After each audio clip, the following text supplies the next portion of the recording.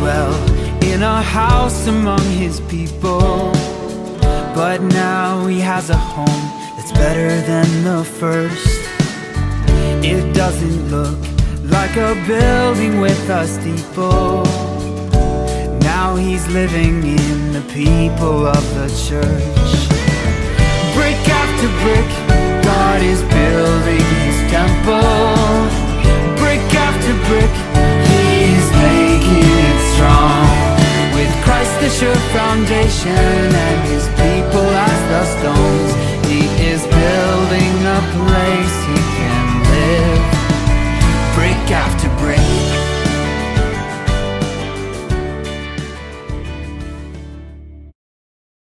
Let's get ready for the Word of God this morning, and we're taking our reading from the book of Genesis, chapter 40, and I'm reading from the New International Version. Sometime later, the cupbearer and the baker of the king of Egypt offended their master, the king of Egypt. Pharaoh was angry with two officials, the chief cupbearer and the chief baker, and put them in custody in the house of the captain of the guard, in the same prison where Joseph was confined. The captain of the guard assigned them to Joseph, and he attended them. After they had been in custody for some time, each of the two men, the cupbearer and the baker of the king of Egypt, who were being held in prison, had a dream the same night. And each dream had a meaning of its own. When Joseph came to them the next morning, he saw that they were dejected. So he asked Pharaoh's officials, who were in custody with him in his master's house, "Why do you look so sad today?" "We both had dreams," they answered, "but there is no one to interpret them." Then Joseph said to them, "Do not interpretations belong to God? Tell me your dreams." Do not interpretations belong to God? My subject this morning, Lord, help me make sense of this. Lord, help me make sense of this. I want to do some teaching this morning. I want to look at the character of Joseph, somewhat well familiar character of the Bible, a man who was given a gift, and his gift was the gift of interpretation. Now, you can interpret many things. God used him to interpret dreams. Now, that is not to say that all dreams are messages from God. Many dreams, most dreams, have nothing to do with God speaking to us. In fact, the Bible tells us a dream comes from when there are many cares, and many words mark the speech of a fool. So dreams often come from the things that you think about throughout the day, things that you worry about, activities that you're involved in. Those are more likely the things that will provoke dreams. Sometimes dreams have more to do with what you've eaten the night before than anything else. But in Joseph's case, God spoke to him through dreams and used him with the gift of interpretation of dreams. Now, when we think about interpretation, we might be taken to the New Testament, particularly the letter of Paul to the Corinthians, where he talks about gifts of the Spirit. And in the 12th chapter, he mentions 9 gifts. Now, that's not to say that's all the gifts or an exhausted list. There are many gifts.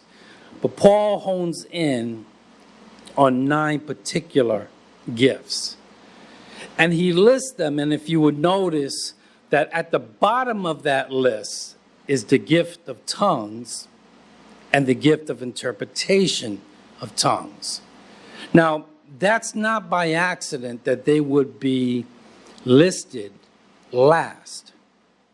And this was part of the problem with the church of Corinth.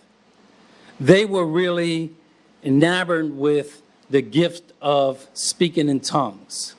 It was a sensational gift. Tongues is the ability to speak in another language that is not native to you. And they were attracted to this gift in particular. And it caused disruptions within their services, and Paul spends some time speaking about the gifts, and particular with the gift of tongues. In the 14th chapter, we highlight certain guidelines that Paul lays out. In the 5th verse, I would like every one of you to speak in tongues, but I would rather have you prophesy. The one who prophesies is greater than the one who speaks in tongues, unless someone interprets, so that the church may be edified.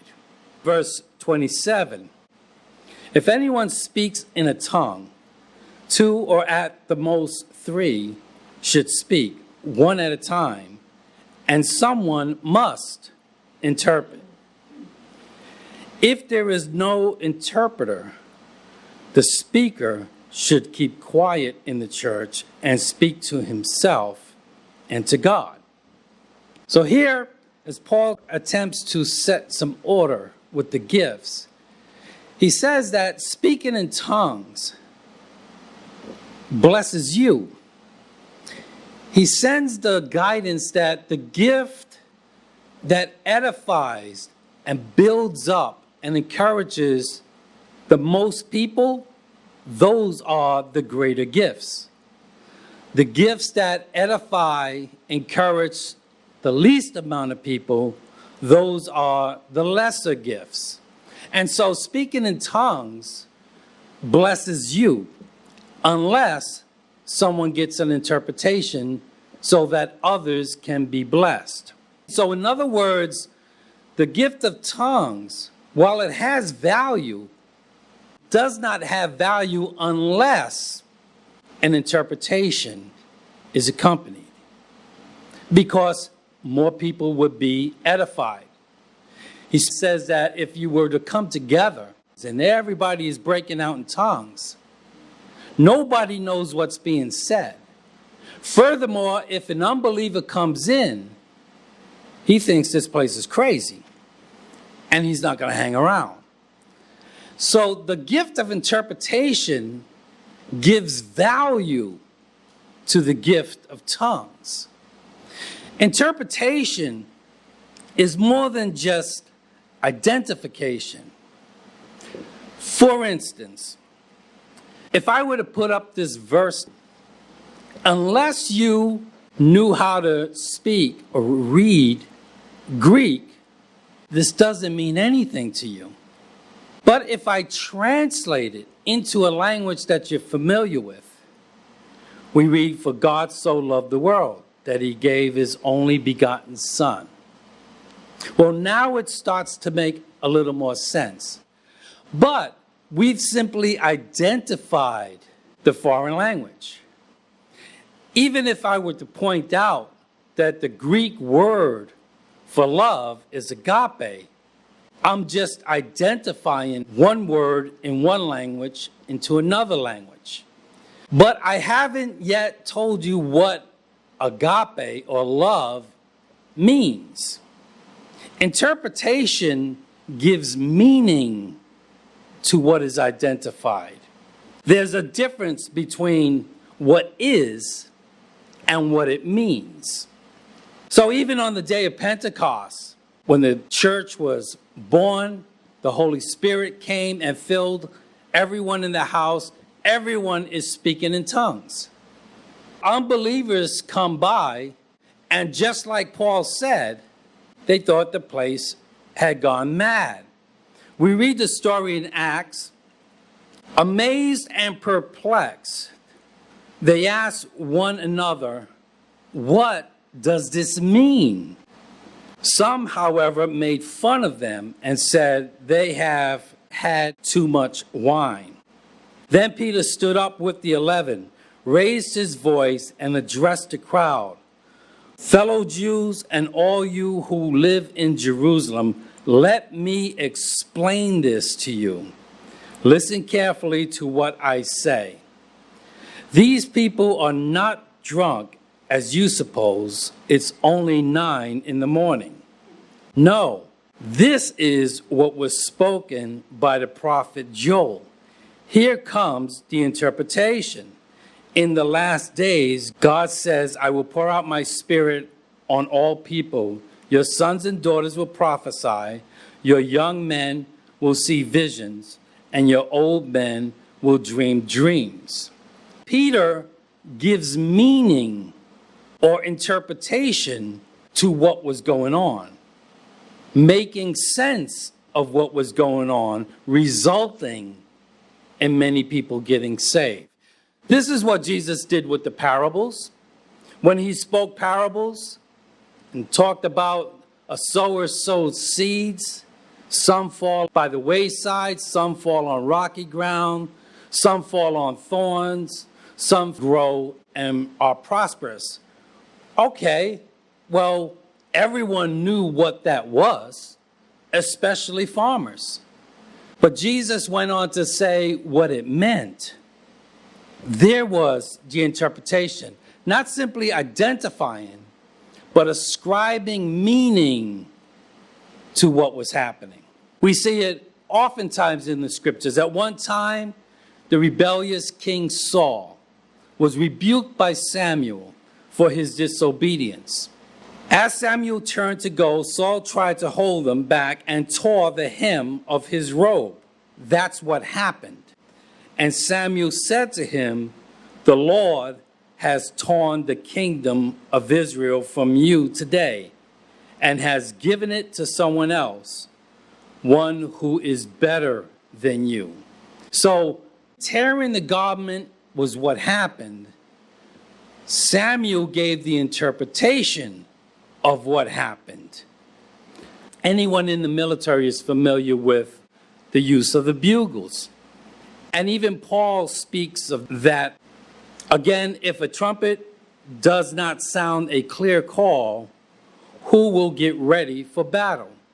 And so there are many military calls.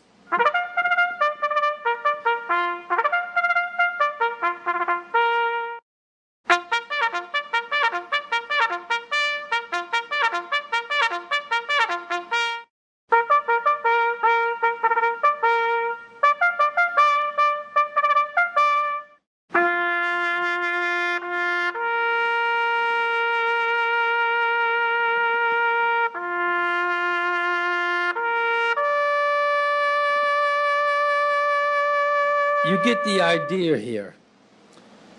Each one of those calls has a particular interpretation. And if you don't know what the interpretation is, if you don't know the meaning behind those sounds, you could be in a world of trouble. And you can mess up other people as well. So there is what interpretation is about. Now let's look at the life of Joseph. Joseph was the favorite son of Jacob. He was his favorite son because he was the firstborn of the love of his life, Rachel. And because of that, his brothers had no use for him. His brothers didn't like him. They didn't like his gift, and it resulted in all kinds of problems. Here comes that dreamer, they said to one another. When his brothers saw that their father loved him more than any of them, they hated him and could not speak a kind word to him. 3 times in this one chapter, it talks about them hating Joseph. Joseph had a dream, and when he told it to his brothers, they hated him all the more. Now, note, they already hated him. Now they hate him even more because of his gift. And a 3rd time, his brothers said to him, "Do you intend to reign over us? Will you actually rule us?" And they hated him all the more because of his dreams and what he had said. So because of this deep animosity and hostility, jealousy and envy, living in a dysfunctional family as it was, they ended up selling Joseph into slavery, believing that they had seen the last of him, assuming that somewhere along the line he would be dead, out of sight, out of mind. Joseph, however, as a slave in Egypt, finds God's favor and is promoted as a chief servant in the house of Potiphar. He is falsely accused of sexual abuse, and he is then thrown into prison. While he is in prison, he is given responsibilities there, and he starts using his gift and interprets a couple of dreams. When the Pharaoh of the time has a dream, Joseph is brought and interprets his dreams. He is then exalted and given leadership over Egypt. By now, many years have gone by. Joseph is much older. He looks different. There's a famine in the land, and his brothers show up in Egypt looking for help. And we read in Genesis, Joseph said to his brothers, "I am Joseph. Is my father still living?" But his brothers were not able to answer him because they were terrified at his presence. Now, this has got to be one of the most understated verses in the story. Understand what's happening here. They thought Joseph was long gone and dead. They hated this guy. They abused him. And they thought they were rid of him. And now they're standing before someone who reveals himself as the one you've hated and the one you abused. He asked a question and they couldn't even answer because they were terrified. They knew they were in some serious trouble. Game over. It reminded me of a scene in a movie. Hello. My name is Inigo Montoya. You killed my father. Prepare to die.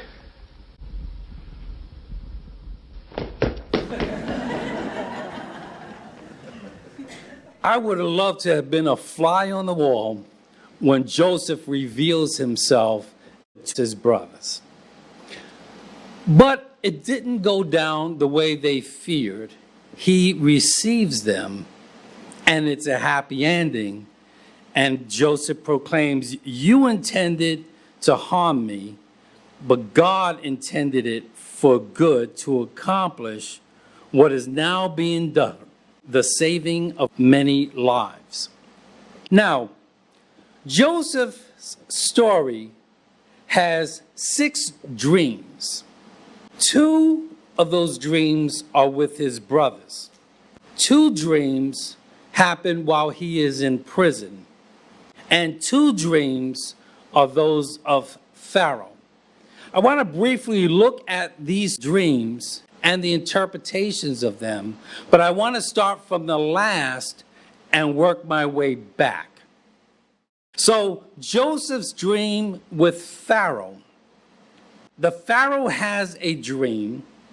He sees 7 fat cows and 7 lean cows. Indicate that there's going to be 7 years of prosperity followed by 7 years of famine. He has a second dream, and in that dream, he sees 7 stalks of wheat followed by 7 pathetic stalks of wheat. And again, the interpretation was that there would be 7 years of prosperity and abundance followed by 7 years of famine. Joseph interprets the dream and lets him know, we can do something about this. We can fix this.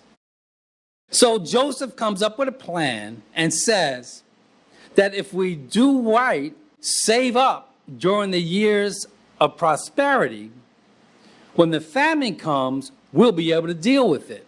Pharaoh likes that and takes him out of prison and exalts him in a leadership position. And now he is governor over Egypt. He is a ruler within Egypt. But before that, Joseph was in prison. While he was in prison, he meets a cupbearer and a baker who are thrown into the prison by Pharaoh. Evidently, somebody tried to kill Pharaoh.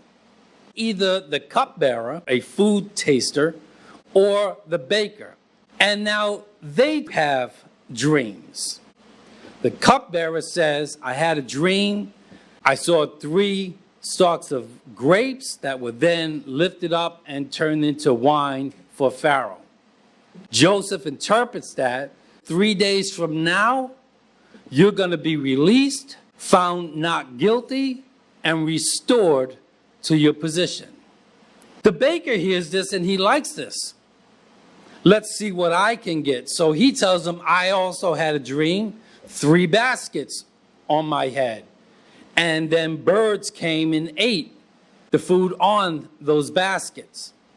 Joseph interprets that and says, you were the one who tried to kill Pharaoh.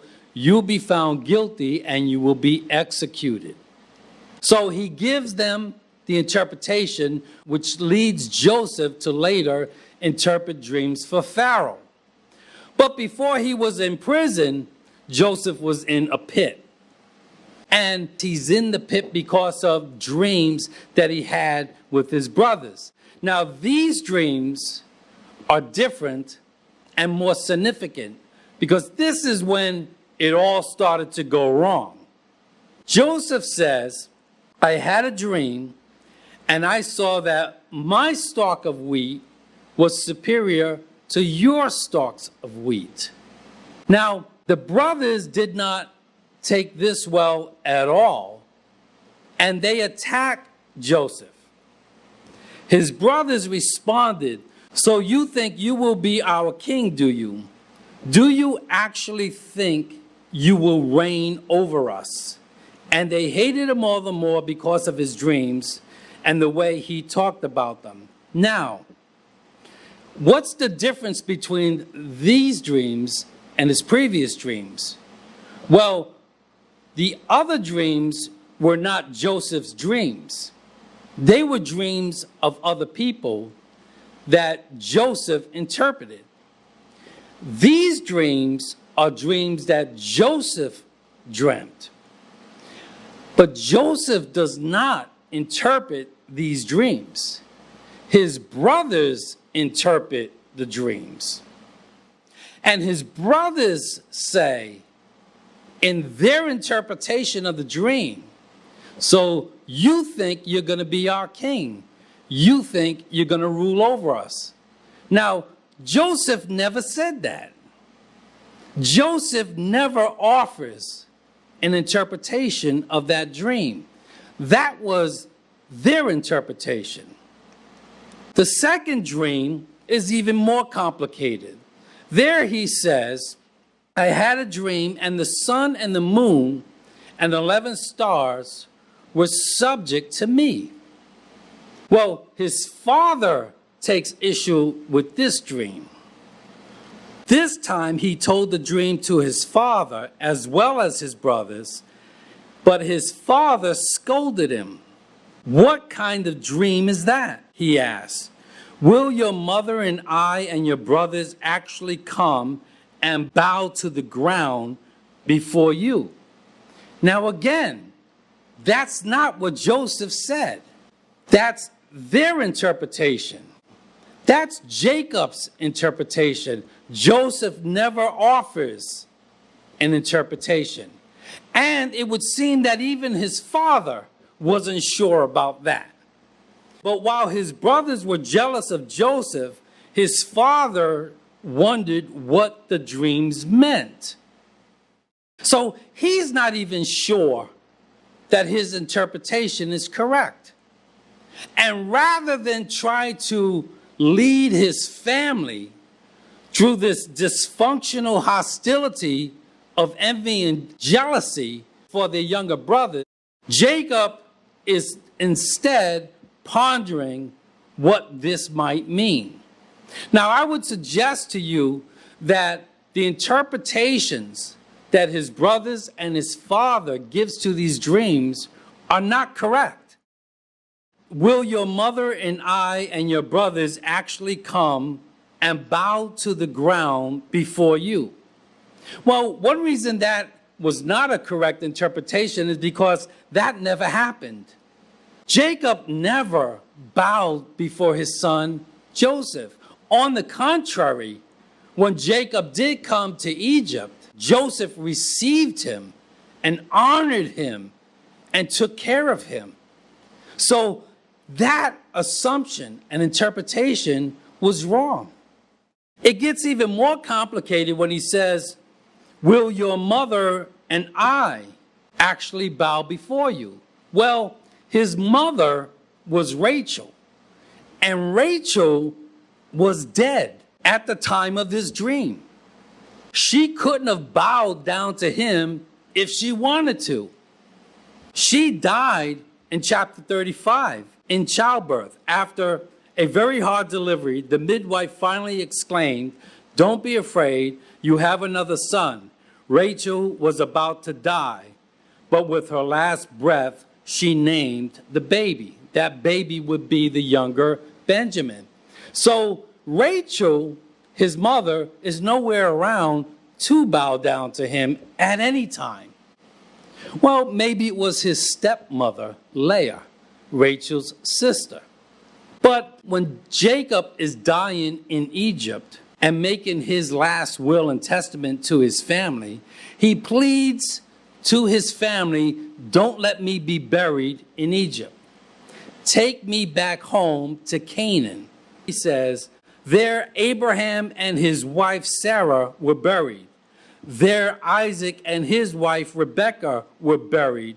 And there I buried Leah. So again, Leah is dead. And Leah died before they all got into Egypt. So the idea that your mother and I will bow down to you could not have been a correct interpretation. Well, what could the sun, the moon, and stars being subject to him mean? Well, Moses speaks the word of the Lord. When you look up into the sky and see the sun, moon, and stars, all the forces of heaven, don't be seduced into worshiping them. The Lord your God gave them to all peoples of the earth. The tendency to see the celestial bodies as somehow objects of worship was a temptation to the ancient world. And it was a thought that carried out throughout the Bible. Paul says, in which you once walked according to the course of this world, according to the prince of the power of the air, the spirit who now works in the sons of disobedience. Now, where is Joseph at this time? He's in Egypt, a land that is full of false gods, hundreds of them.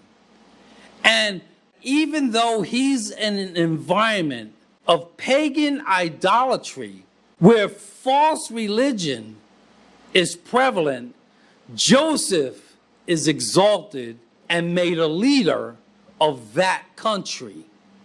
So now it was not you who sent me here, but God. And he has made me a father to Pharaoh and Lord of all his house and a ruler throughout all the land of Egypt. That's what it meant that the sun, the stars, and the moons would be subject to him. Even in the worst of environments, even in a hostile, ungodly surroundings, Joseph would be exalted and highly favored. All through the ups and downs with Joseph, in prison, falsely accused, we read, the Lord was with Joseph. Verse 3, the Lord was with Joseph. Verse 21, but the Lord was with Joseph. Verse 23, the warden had no worries because Joseph took care of everything. The Lord was with him and caused everything he did to succeed. Joseph would learn that interpretations belong to God.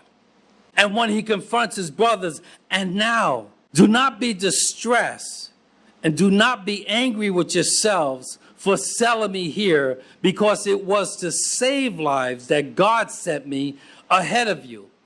Look at the interpretation. You sold me here, but God sent me. Oh, hallelujah. It's not what you're going through. It's how you perceive what you're going through. Joseph says, you tried to bring me down. You tried to kill me. You broke my heart, but God had a plan. God preserved me through all of this.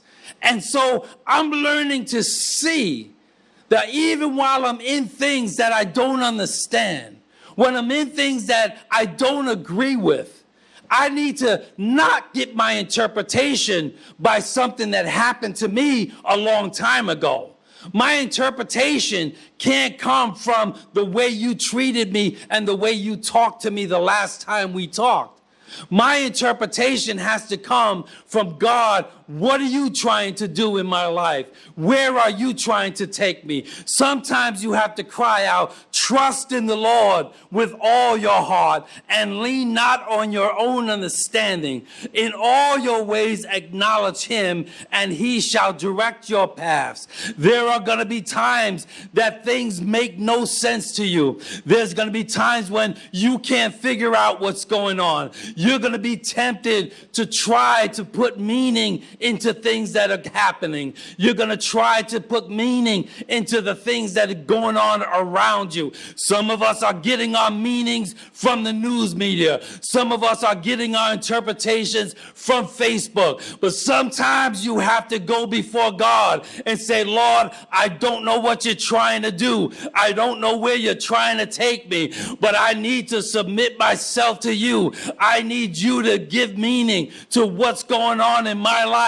I need you to guide me. I need you to stand by my side and walk me through this. I need you to hold my hand and take me through. I don't know what tomorrow brings, but I know who holds tomorrow, and he holds my hand. He'll bring me through it. When I'm in a dark place, Jesus stand by my side. When I don't know which way to turn, Lord, help me to make sense of this. Brick after brick, God is building his temple. Brick after brick, he is making it strong. With Christ the sure foundation and his people as the stones, he is building a place